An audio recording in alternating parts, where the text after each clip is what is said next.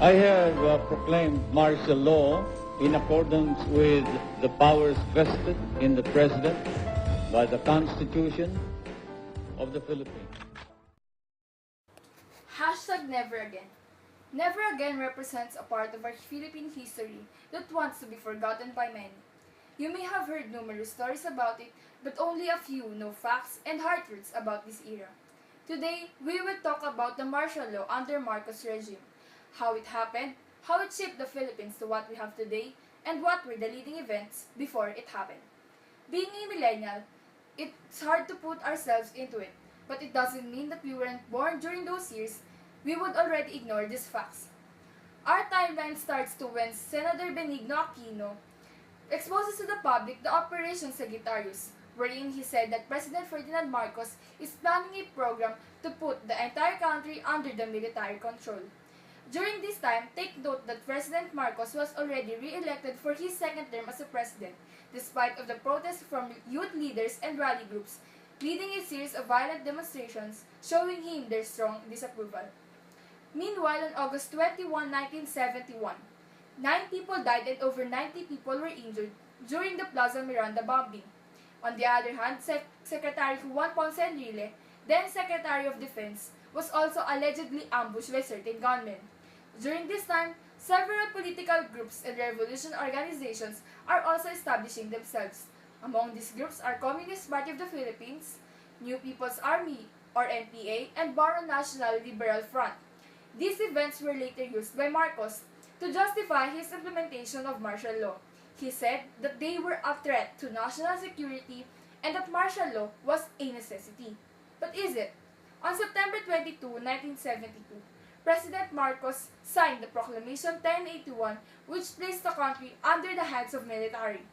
He also altered the 1973 Constitution to allow himself to stay in office.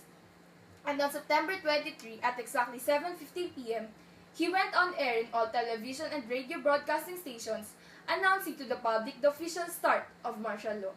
The first actions that he did was to arrest his political opponents.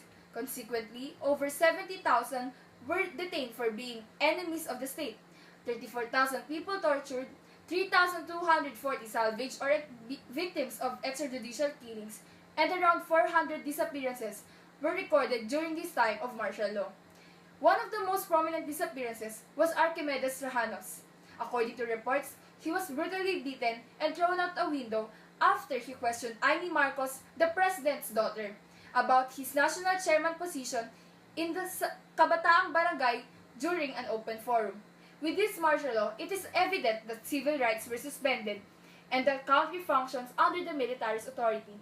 During that time, you can be killed with your simple opinions. None of our social medias today would be allowed.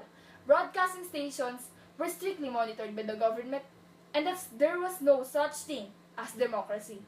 On January 1981, President Marcos lifted the martial law and started the new republic. But with this new republic, there were still no changes felt. Why? This was because he was still the most powerful man of the country, as he won again for the third time in the presidential elections. Up to this day, Marcos' power is still evident as his wife and children are still in position of the government. Some people were saying that at least Ferdinand Marcos did a lot to his country, especially with the infrastructure he built, Long Center of the Philippines, LRT Transit, and Cultural Center of the Philippines. This argument is senseless because it was his duty in the first place as a president. It doesn't mean that his achievements don't mean that we would ignore the victims of a martial law. Moreover, our economy had actually worsened during his time as a president.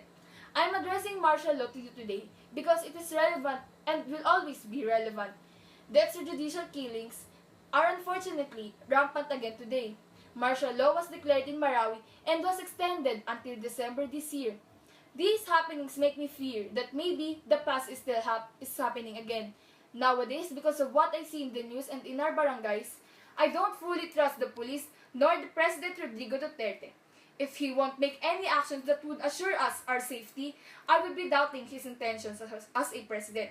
With these occurrences today, I have to tell you to not be ignorant and to open your eyes to what is happening today. It doesn't mean that it won't happen. It doesn't mean that it didn't happen to your family or friends. It won't happen today.